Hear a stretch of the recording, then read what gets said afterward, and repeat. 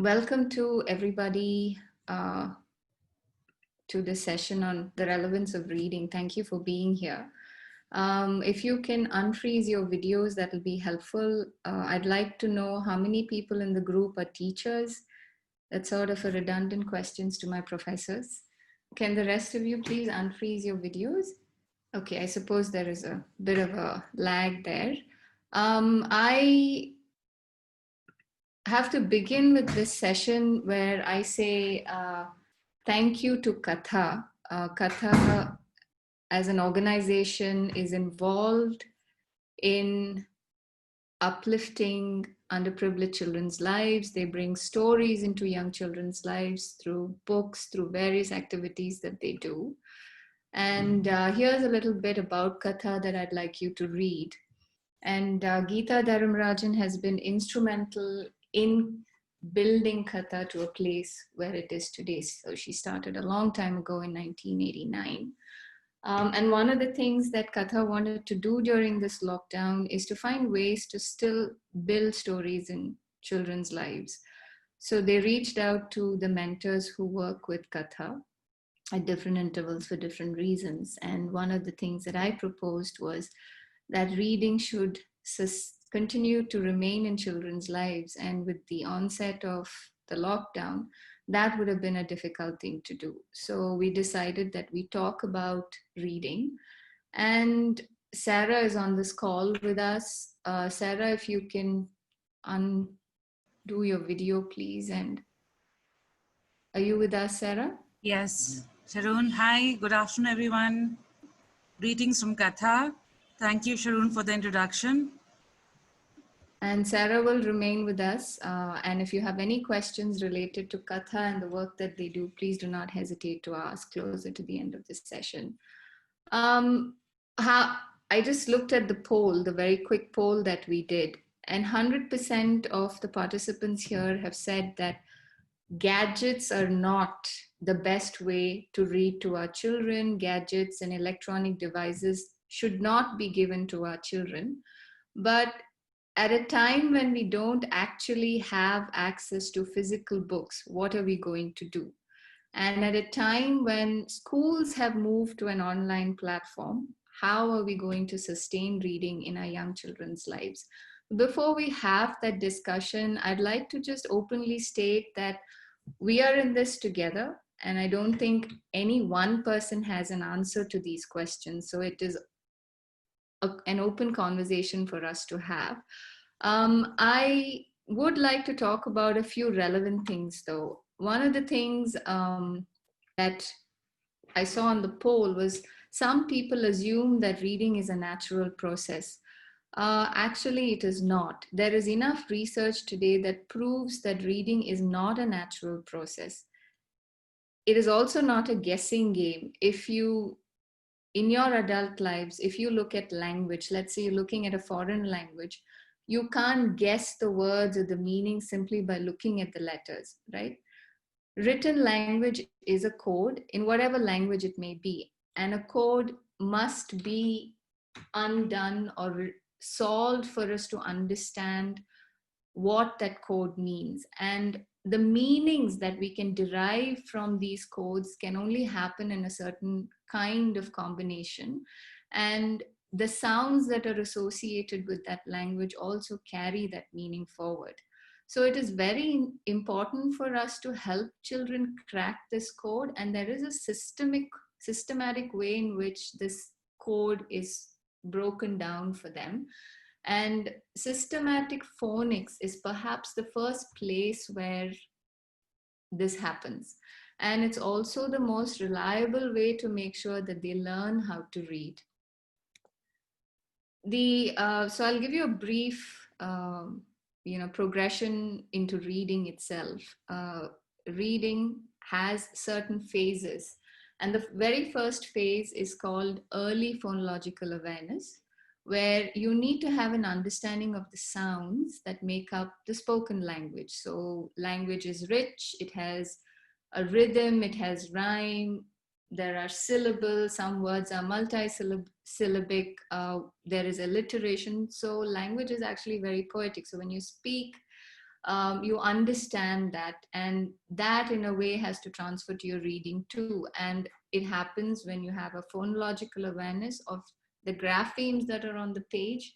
It's a combination of one or more letters, and it's the smallest unit of a spoken language.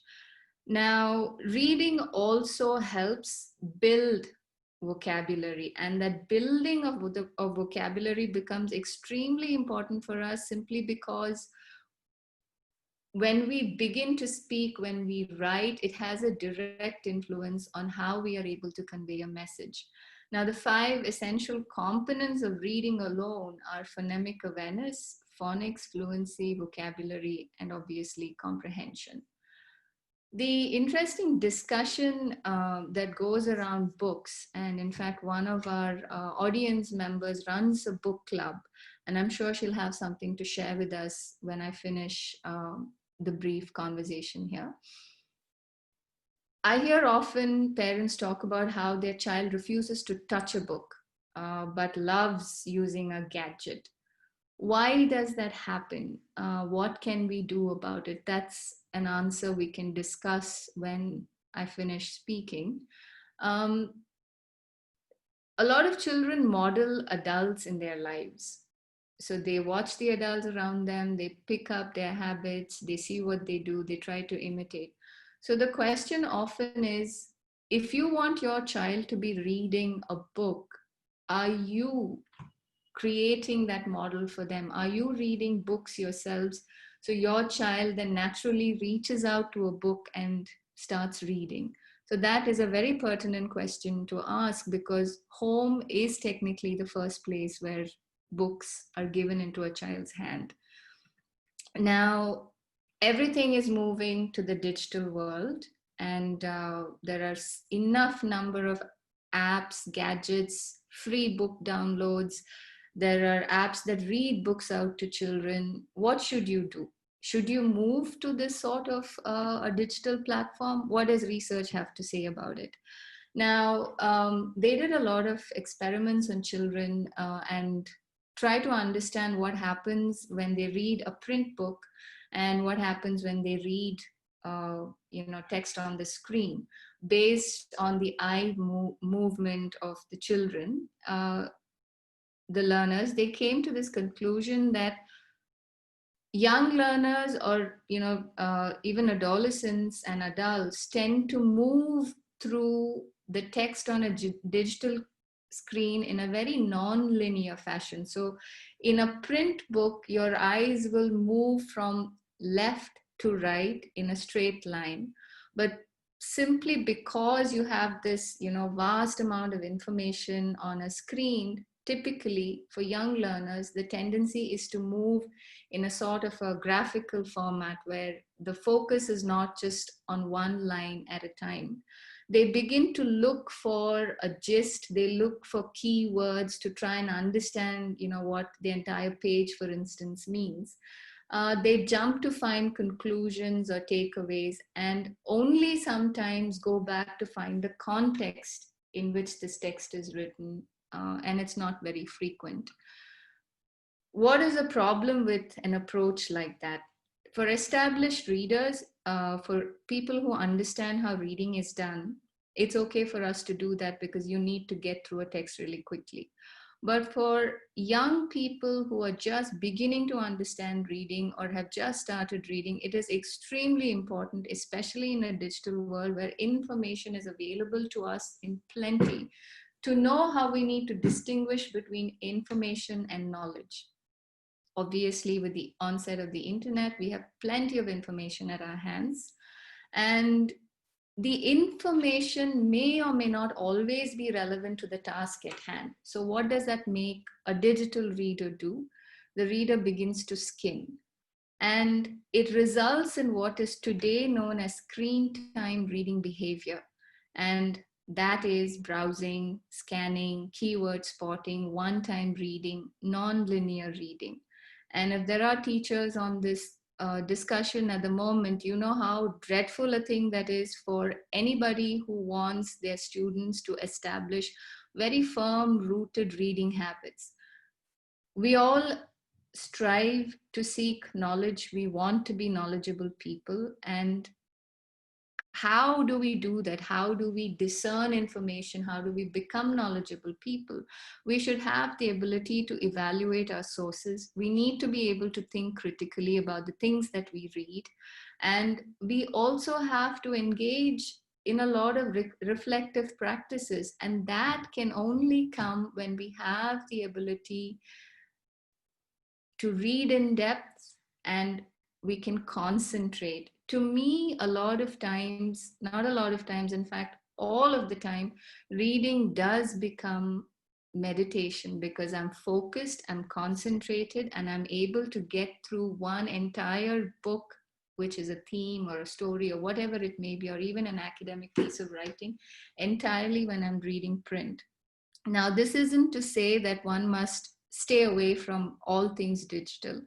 Uh, it is essential for us to be able to marry these two things harmoniously. Yes, maybe access to books today are harder, they are difficult to come by simply because of the lockdown that exists. But even before and after the lockdown is over, books, I think, played very little roles in a lot of students' lives. And I can say that because a lot of parents do call in and say, our children don't read. Is there, a way we can get them to read? What can we do?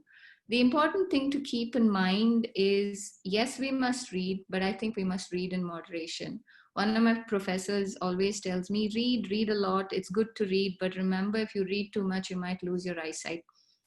So I think you must read in moderation, and you must also read age appropriate material. Obviously, that is something that is very hard and difficult for many parents to understand. They're just happy if they see their child reading a book, but what are they reading? Is it appropriate for them to be reading? Build a reading list, ensure that your child is going through that reading list, making sure that they're reading the appropriate materials that need to be read.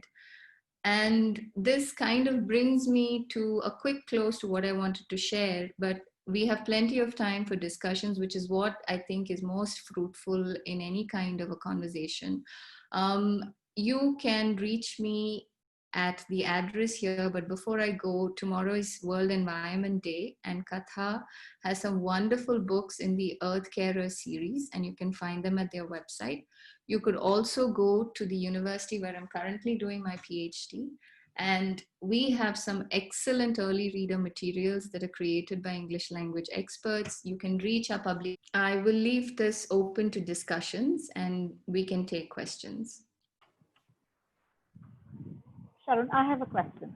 Yes, So please. how do we decide? See, there's so many things. So in my book club, kids all want to read is all those graphic novels, right? I mean, they're the favorite ones right now. So I tried to read them at times before, really asking them to read it, but I could not develop my interest in reading this book. And at times specifically I would mention about the wimpy kids, right? When I read that character is always whining, right? And I have no idea why kids are so fascinated by that particular series. But my question here is that, when you find something that your kids are hooked to, how do you make that choice that should you let them read? As you said, are they, at least they're reading, or should you wean off? Are they, because at times I wonder, are they even building any vocabulary, or are they just learning how to whine? Okay, Akanksha, you said something about a book club. Can you talk to us first a little bit about your book club, please? Oh, okay. So the book club is named Wonderly, and it was started close to 3 years. So one of those days, my mom, being a very vivacious reader, she always used to ask us to read, and I had a huge collection of books at my place. And I didn't know what to do with it. I didn't want to donate because each one of those books had so many memories. So we just thought that we'll start a book club wherein, kids can come and read, because that was the first thing which I had noticed in my kids, at least, that they do not want to read. Reading is like a punishment for them. If they're getting bored and if you ask them to read, oh no, you're asking us to read again? They would not enjoy it as something they'll learn. So that was the primary aim. I started it, and it's been close to 3 years now. We've been meeting every Saturday. And the thing which I learned is during that time, that is like 1 hour, no gadgets. And I had a huge collection, and a lot of my friends, I think they joined here as well. They donated so many books for the book club. So, I ended up having close to 800 books in my home. And the only thing which we had and the discipline was everyone has to read a book for an hour. And that was decided.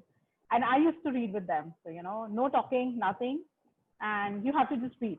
Stay with the book for an hour. Initially, I used to see kids, fidgeting, changing books, but gradually, when they saw their book logs increasing, the number of books they've read, they started beginning in, have interest in reading.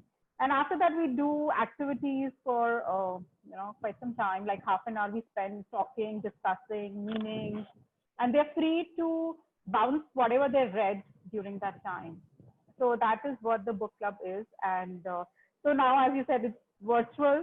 Now we started, the only aim was I wanted to get them away from the gadgets, and now we're having it virtually. So in virtually, they read for half an hour, and so everyone has to sit with a book and read. And that's what we do these days. And then we talk. Okay. So I think more than reading, they enjoy talking about the books they've read. So I think you answered your own question in how you explain what you do in the book club, which is you have made it a mandatory thing, right? You've said 1 hour they have to read. Yes, right? they have to read. And I think a lot of times it begins with a bit of resistance. But once they begin to read and they realize the story is enjoyable, they go to it without too much of coaxing or having to push them into reading, right? Now, when it comes to things like graphic novels, I don't see why one cannot read graphic novels. Mm-hmm. It is still reading, but are they reading only graphic novels? That is something Right. you need to, it is always a phase. We all go through phases. Yeah. Even as adults, we read, sometimes only fiction. We don't want to read any kind of non-fiction or any other kind of reading materials. And then there is always a switch. So when children express a desire to read, I think as adults in their lives, one is to make sure they're reading the appropriate material for their age. Second is to make sure that are they able to comprehend what they're reading? Yeah. Right? A lot of times they'll just keep skimming through things, and you'll have to find ways. And I'm sure as a mom and as a book club teacher, you will know ways by which you can ask those very interesting questions. Yes. Find out if your students are actually paying attention to Yeah. what they're reading. They have spent time reading one book 5 times in the club, and I ask them questions and they're not able to answer. So, that's, it's just like the only thing which I learned is you have to read with them. And it's not like you can have, sit and imagine you being on your phone and they reading. It's not going to happen. So a couple of times moms have also joined the book club. They wanted to see, and moms, moms really, I'm saying that, they children have more patience to read at times than adults. They will go back to their phones in a flash. And, made it mandatory that whoever is coming has to read. So moms start coming after that because they were like, okay, we can't sit for an hour and read. Yeah. So, but And I think it's important for adults to read as well. Yes, and it's very, very important for adults in our lives to be able to, see that. For children to be able to see adults reading books, even if, you're reading on your gadget, you have to let your child know that you're actually reading a book and not browsing, because the temptation with anything novel, anything new, the screen offers so many distractions. There are pop-ups, there are various kinds of things that keep coming and going, right? So if you can just allow your learner to understand that reading is an important part of a child's life, and the benefits, the direct impact of building good reading habits is obviously excellent writing skills and excellent reading, speaking ability. Is anybody else here with a question? I realized as I was Yes, speaking. ma'am. Yes, is this Arnav? Yes, ma'am. Hi, Arnav. Can you please unmute? I mean, can you unfreeze your video so we can see you? There you are. Welcome, Arnav. Yes, ask us a question. Ma'am, ma'am, what is a graphic novel? A graphic novel is, you've read Tinkle and things like that, right? Amar Chitra Katha, Diary of a Wimpy Kid, Arnav. Okay, ma'am. Yeah. right? And you have these action figures and heroes. Now, you can't go back and tell your parents that ma'am said we have to read graphic novels, so please buy me a graphic novel. Okay, ma'am. Thank you, Arnav. Thank you for your question.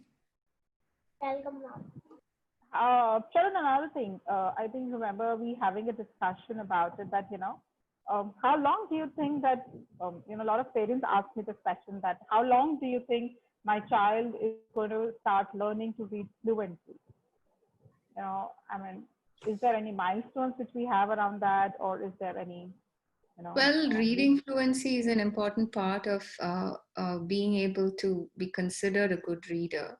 And again, I go back to, our kindergarten time frame, which is where you essentially pick up your foundations for reading.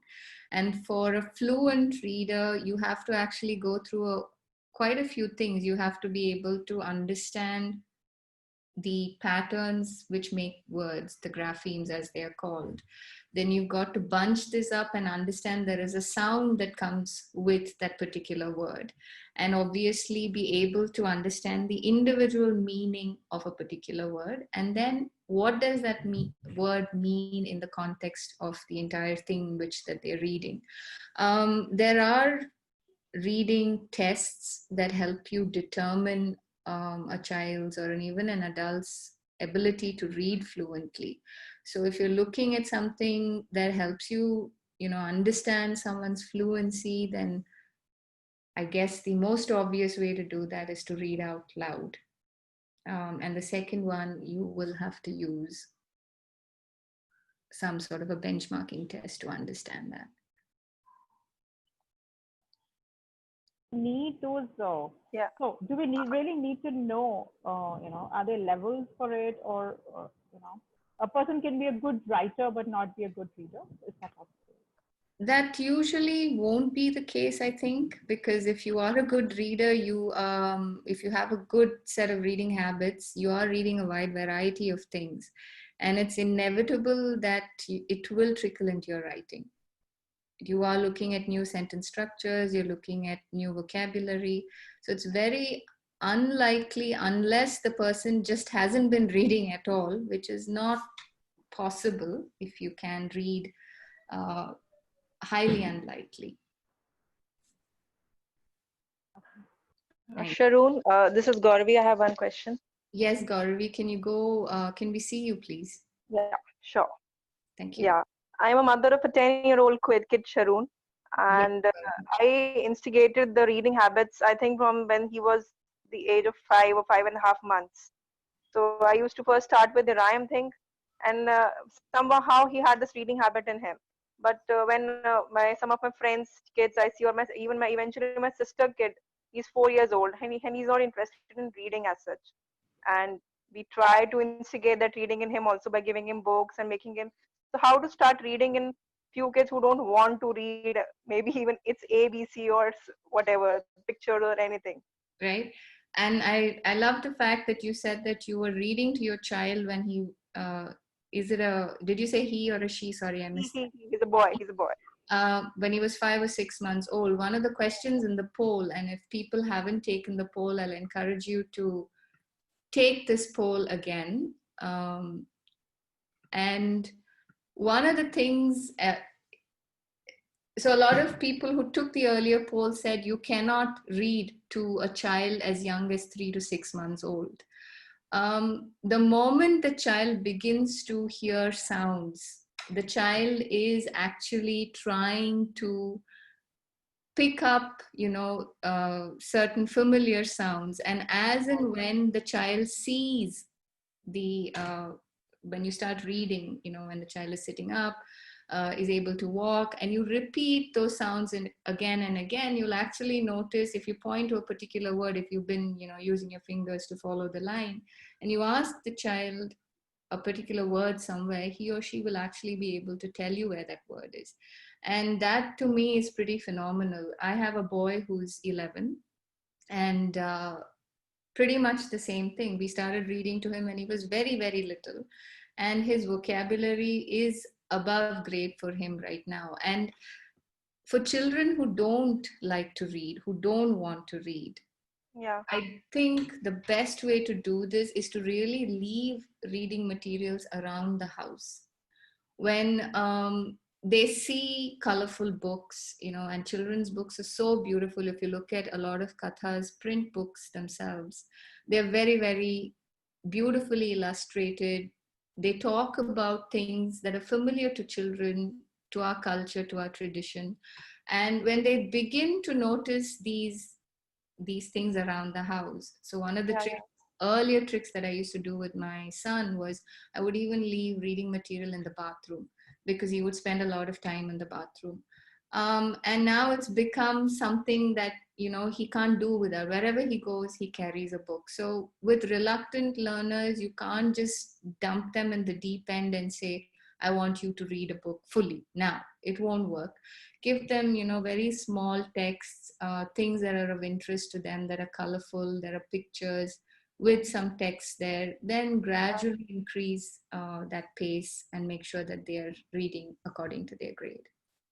Yeah, I agree, because with my kid, I didn't have any kind of problem as reading is concerned. But with my sister's kid, for example, she's having a lot of problem making him start reading Read. and enjoying the book. Does your sister read? She reads, yeah, but she's not an avid reader. She was never in so much into books as such. So it Yeah, is, what I said earlier, children will emulate their parents. They yeah, are the first role models for them. So if they're not seeing their parents read, then it's very difficult for you to make a case for reading with them. And they will just turn around and say, you don't read, so why should I read? that's true. Right? So perhaps one time, sometime in the week or during the day, they can set some time aside and they Yeah, can read together. She can read what he is reading, or yeah. they both can be reading Mm, two separate things. mm. What happens if I make a call and ask him to read? So being a Masi, he doesn't want to talk to me then. But she will ask me to read, so I will not talk to you now. No, no, That you one. can't be that Mercy. You have to be the one that he enjoys to interact with, and Yeah, not yeah, the one who says, yeah. read, read, read. That's Perhaps what happens. you can introduce him to reading, because sometimes children find their parents to be, monsters. They don't want to listen to parents, but when it comes from somebody outside of the inner circle, they're more willing to accept that. So perhaps That's true. you can That's true. introduce him to reading. True, but physical boundaries are there. They are in US, so that kind of physical contact can't be there. It is through this Yes. virtual calls only that There happens. are actually a bunch of books, listed on the Katha website. In fact, the current ones on the coronavirus are very nicely done. They are Okay, also available in PDF formats, I think, on the website. So you could go okay, there and actually send it to, it's about hand washing, hygiene, very nicely illustrated and very nicely done. You could take a look at okay, okay. Thank you so much. it. Sure, sure. Is there anybody else with a question?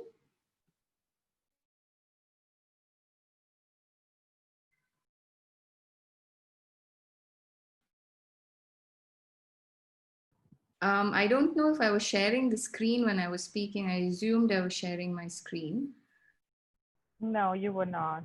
I see. So I will share my screen with all of you so you're able to see some of the information that I mentioned earlier. This is the Katha website where you can find the books that I was just talking about, the Earth Carer series. You could also reach out to the English and Foreign Languages University, where this is what we do for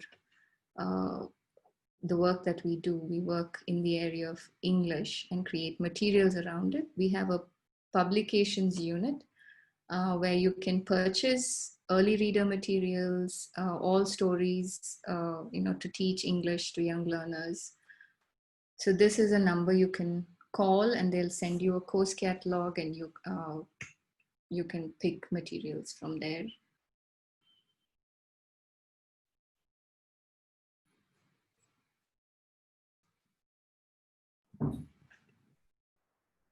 I have another question. Sorry, yes, sorry for being the question person today. My question is that a lot of parents would come up to me and say that, my kid can read in Hindi or speak in Hindi or any regional language, but does not want to, read in English or vice versa. And even I see that, with the kind of emphasis we put on one language, a lot of times it happens that, the other languages get impacted. So, how is it, how important it is to read rather than to focus on the language which we are, reading or writing there? I think then I'll have to ask a question back to you, Akanksha. What is the aim of language? What are we trying to do with it? It's primarily to express and to, to understand, to express, to get the message across that what we want to say is there. But kids and the parents are very judgmental about their kids if they're not very conversant in English, at least primarily. That's what I've seen for one of my book club queries which come in, that will you teach my kid how to read in English? I was like, okay, I can, but the primary aim is not reading at that time, but it is English reading is, what they are very concerned about. English is a foreign language to us. However, it is also the global language of communication today. One of the things that I strongly believe in is that one must be very fluent in their mother tongue, simply because it builds self-confidence. If you're able to articulate yourself in your mother tongue, which is what you're hearing around you all the time when you're growing up, you actually become a very confident person.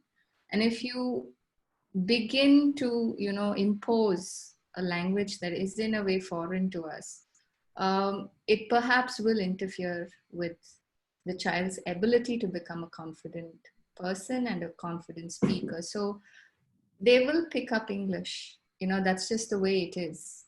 The world that we live in, English is all around us, jobs, college, university, schools. When they get to school, they will pick up English. And in fact, when they get there, they don't want to do anything other than speak in English. So the time that we do have, I think we should focus on helping them build their mother tongue. So I think that's what I have to say. So reading is irrespective of the language you do, at least in, that's what I feel, that, as long as your kid is reading and is conversant, has the habit of reading, I think that's a good start.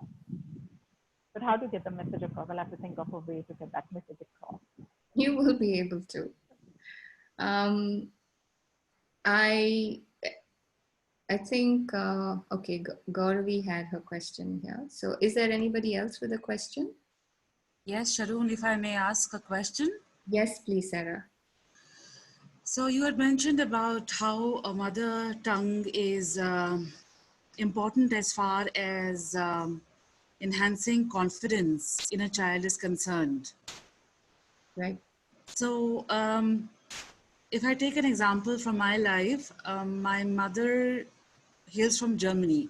And as a child, I did hear German a lot at home, but I could never speak it for some reason till I was maybe 19, 20, and I joined Max Muller Bhavan to actually learn the language, which was kind of an embarrassment sometimes when we were moving in circles where Germans were present, and they would wonder why I could understand the language but could not read it or could write it or could, that would be it, but I could understand it. Right. So, having said that, I listened to a lot of English and Hindi while growing up, and that's what became, in a way, my mother tongue. So Right. it's sometimes a blur between lines as far as mother tongue is concerned. What is mother tongue? What is the language that you feel comfortable in or with? I Right. think that's very subjective. That's very, it depends on the circumstances, the surroundings. What do you, what do you say? What do you think about it? Well, I think for us in India, I mean, we are a really diverse country. And you're absolutely right. It is your circumstances, it is the environment in which you're growing up. So if you are monolingual, it's pretty straightforward. You just have one language to deal with. If you're bilingual, which in I think our cases, as we are Indians, in most cases we are bilingual. And if you're multilingual, then you will tend towards a language that you are comfortable with, right? Which is exactly what you said you were experiencing when you were growing up. For a long time, Western countries imposed this theory, and they theorized that being monolingual makes you way more intelligent than if you were bi or multilingual. But years of studies have gone into this aspect where they say that if you're actually bilingual or multilingual, it works to your advantage because you are able to navigate through many different things simply because your brain has to process different kinds of meanings, different kinds of things that you have to understand when you're either bi or multilingual. So, what is mother tongue? I think uh, is an interesting question, I'd say. It's perhaps, many different things. It's political, it's linguistic, it's personal. A lot of your own identity is built basis your association with a particular language. So I suppose in a way, it would become what is your environment. And in that environment, if you happen to be bi, tri, or multilingual, then you will fall back on the language that you're most comfortable with. And I think mothers do play a significant role for the large part, you know, when children are growing up. I mean, whoever, I shouldn't say mothers, but primary caretakers do play a significant role in how they influence which language gets a preference, I suppose. Okay, thank you. Thank you, thank you. And in fact, Sarah, I'll ask you to please talk a little bit about tomorrow's World Environment Day and the books that Katha has, the series in the Earth Carer series, please. Sure. Thank you, Sharon. So first of all, I would like to thank you once again for your time and for the wonderful session. It was, it gave a very good insight to the importance of reading, especially in today's world. And I think the questions asked by the participants were also very insightful. So coming back to World Environment Day, and I just would like to mention that we have a number of books that are available on our website, katha.org, that cover a large age group. And these books are basically what we call as the Earth Lovers series. They encourage connect with the environment, with Mother Earth. They encourage what we call it Katha. Tada. Tada means to think, to ask, discuss, and act for action. These are not just mere textbooks that are meant to be read and forgotten, but they allow introspection, they allow reflection, they allow action through thought.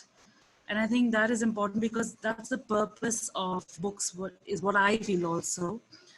And we have on the website under the story section, we have the Earth Carer series, where we have lovely books in Hindi as well as in English. Sharon, just out of curiosity, do you like to read too? Yes, I do. I do like to read, Sarah, a lot actually. And in fact, my supervisor, my PhD supervisor, is on this call as well. And one of the things that we discuss very often is the role of reading. Anand sir, who's on this call, is an expert in tribal literature, and that's his area of research. And we do discuss quite a bit about reading, and a lot of my reading of late is obviously academic, but I enjoy reading children's books because it's fresh, the ideas are so interesting and innovative. So yes, reading is a very important part of my life. Okay. I would just like to add Sharun writes very well too. Sorry? I think I would just like to add that Sharun writes very well Ah, too. thank you, thank you. In fact, if you're interested to learn about writing and what writing can do for you in your lives, you can go to this website. It's called abetterword.in, um, and learn more about the kinds of writing workshops that gets done at A Better Word. And for those of you who missed the slides on, what happens in reading progression, this is something that you can look at again. Esther, you're on the call with us. Do share your perspectives on what reading means to you. Hi. Hi. Yeah, nowadays I'm reading a book called Justice, Demands of Justice. Mm-hmm. So nowadays I'm reading a bit of philosophy books. So that's all. Great, thank you. Does anybody else have any questions? Hello, Sharon. Yes, Father Jose. What kind of books you suggest? Animal stories, biographies of inspiring people, uh, religious stories. What kind of stories that you would suggest for the kids, say less than 10 years old, or for the grown-up people as well? Well, that's a very interesting question, simply because of the wide age groups that we have. And each of these phases are marked by certain kinds of uh, abilities, I would say. So a child between the age of say 0 to 5 versus a child between the age of say 5 to 10 versus 10 to 15 and so on and so forth. So it's important to find those books that have rich vocabulary, I would say, to begin with, from a language perspective. But from an aesthetics perspective, which is visually, young learners are driven towards visual materials. Children learn when they can touch and feel and sense the world around them. So for very young children, books that are sensory, as they call, there are books that are designed where you can feel the surface. If there is, for example, ground, right? There will be some texture there that the young child can feel and sense in the story. Um, Animal stories work really well with young learners because they love animals. They want to be able to touch them, play with them somehow. They consider them their friends. And they love nature. So any books that talk about nature. We as a nation are culturally very diverse. We have a vast variety of very wonderful festivals, celebrations, traditions. So yes, our children must know them. They must read those kinds of books. And there are plenty of books. There are books with Katha, there is Tulika, there is Tara publications. There are plenty of books out there that deal with all of these aspects. So one of the beautiful things about Tara is that they have books that focus specifically on nature, and their books are made out of fabric sometimes, which again is very nice for children to play with. Sensory details and touch and feel kind of books become important for them.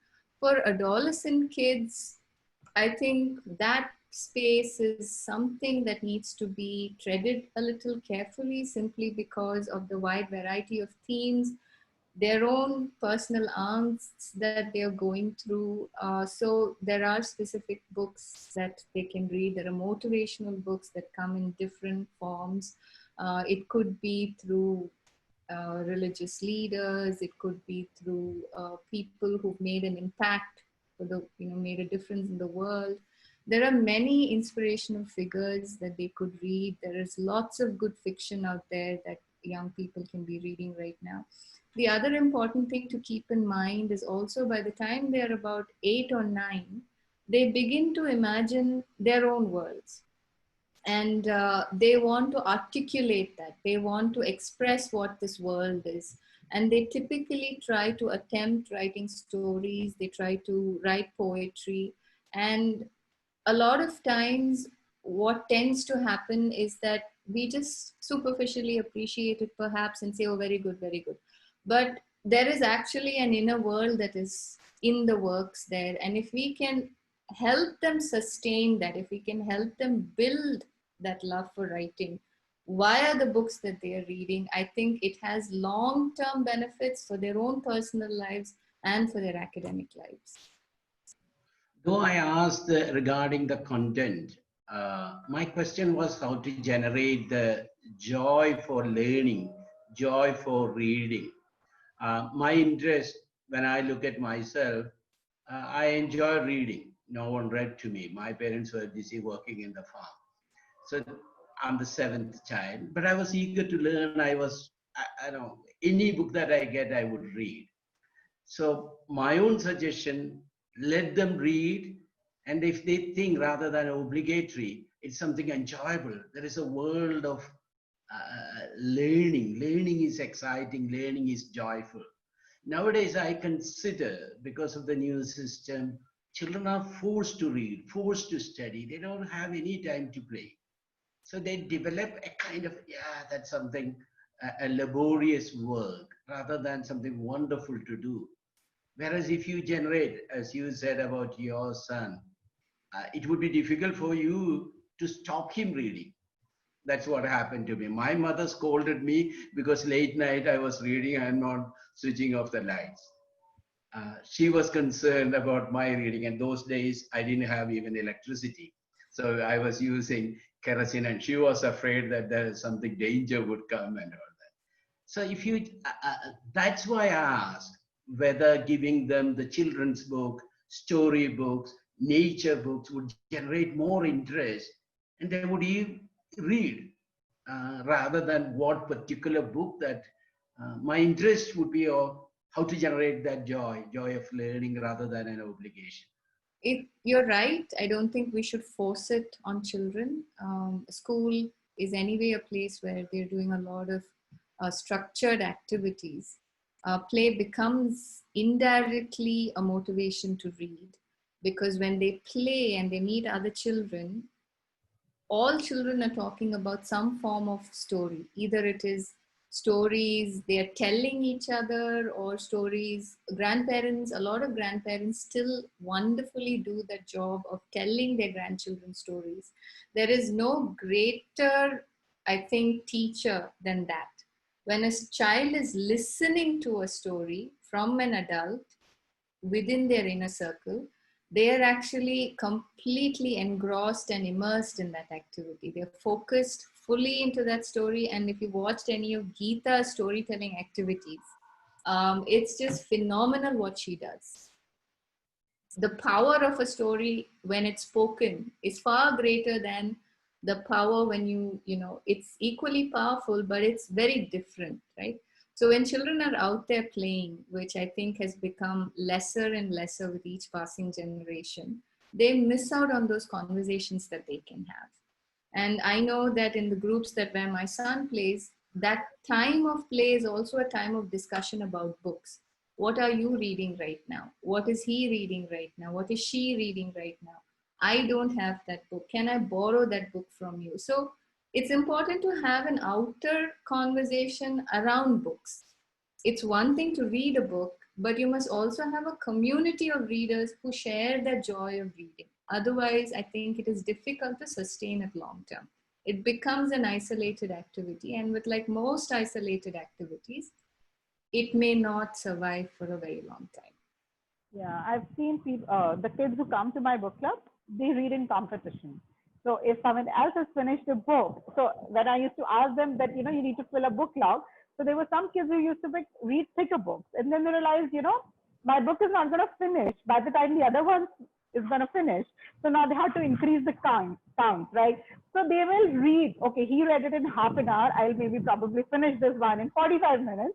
So they will pick the same book, So the competition when they all read together is huge. And it really impacts, like it's hand holding at times that, and each one of them wants to become a monitor of the book club in the sense that, I want to conduct it and I want my story to be told. Like, we did a story sprint sometime back and each one of them had a story to write.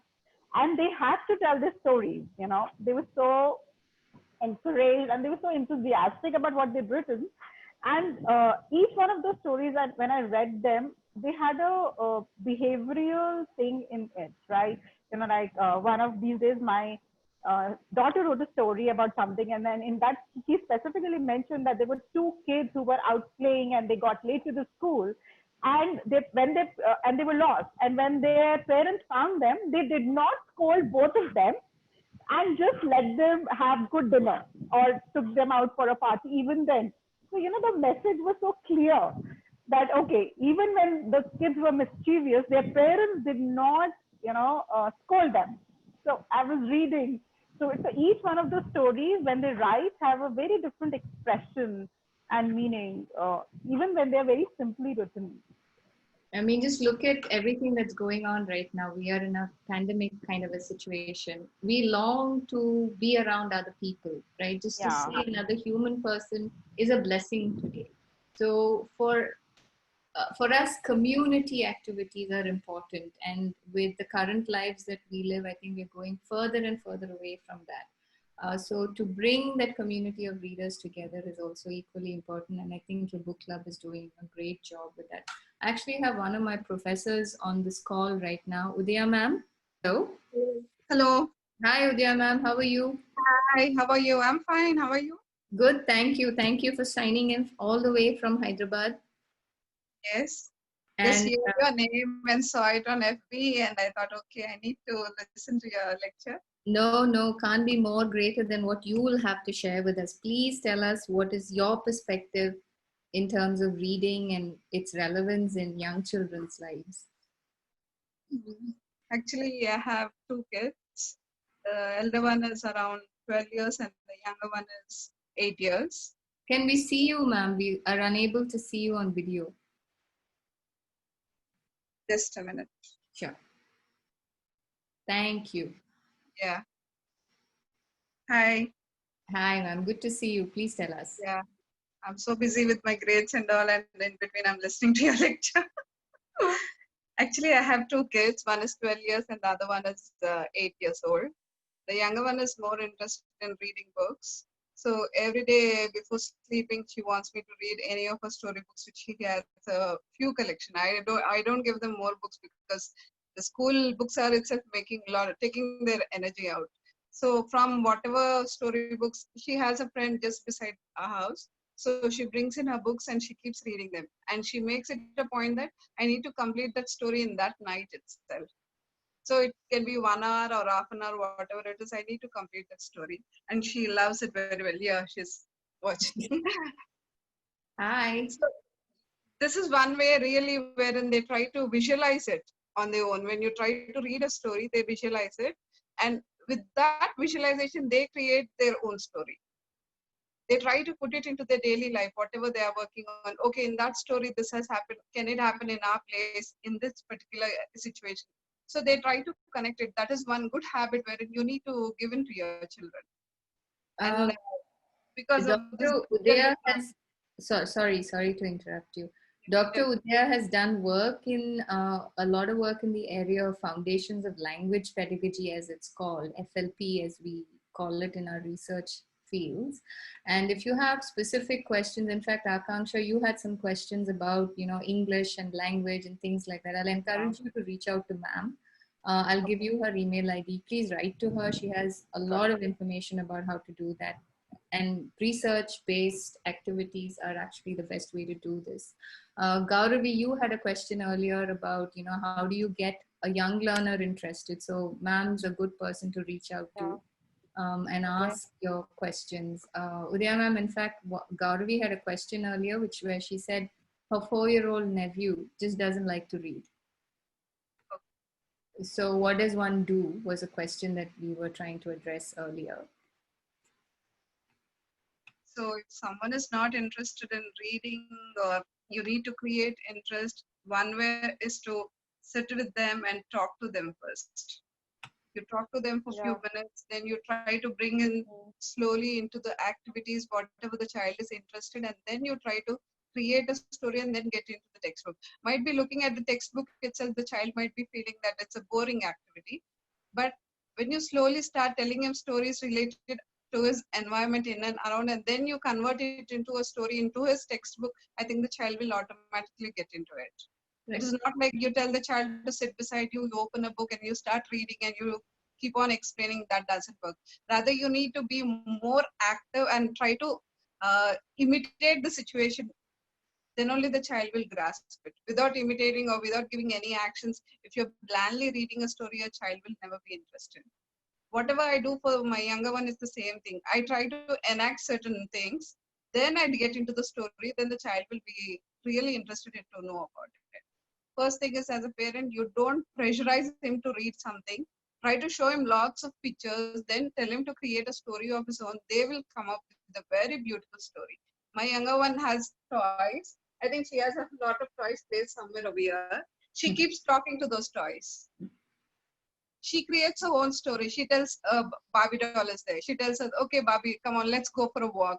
Let's go for swimming. Let's go over here. And she takes them on a ride, on her slippers, on a car, or whatever it is. So she has her own way of creating a story. And if I tell her to tell us her own story, she'll create it her own. I don't give her any pressure. It's the child's interest.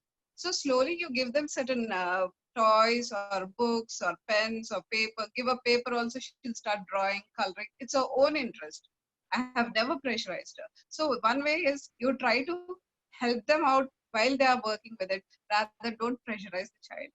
And nowadays, because of the digital technology, most of them are sitting on these computers or tabs and spending a lot of time. 2 hours is more than enough for a child to concentrate on those movies or whatever videos. Later on, you need to divert them. Don't give them more of digital technology. That is really making them lazy. So because of this, I made it a point that they don't have any kind of workout. I send them for a swimming, whatever it is, outside in my own compound. I've created a small swimming pool so that every day they swim in it, or I take them for a walk, or then again come back and they get into their own work. So it does give the child a free hand in whatever they're trying to do. Don't pressurize them.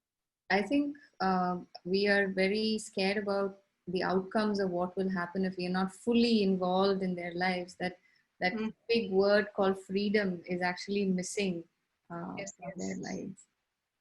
So I can show you toys. She has a lot of toys, Barbie dolls especially. She has her own stories with those Barbie dolls. She talks to them. She plays with them. She creates a story for them. And they walk with her, they talk to her, they play, they jump. And there are many activities she does with her toys. So we'll look forward to reading all of your stories when you write them up, yeah? Yeah. Yes? Yes, we need to write it. All right. If there are no other questions, we've reached the end of our 1 hour. And if you would like to stay in touch with any of the people here who've spoken today, with Professor Udaya, with Akanksha, with Sarah, please let me know. You have my email ID. I'll be happy to connect you with them. Thank you, everybody, for being here with us today. And hopefully we'll see you all soon. Thank you. It was a beautiful session. Thank you so much, Haroon. Wonderful session. And thank you all participants present here for your interaction. It's greatly appreciated. Thank you so much. See you, everybody. Bye. Bye, Sharon. Bye. After a long time. Bye, everybody. Good to see you, ma'am. Bye.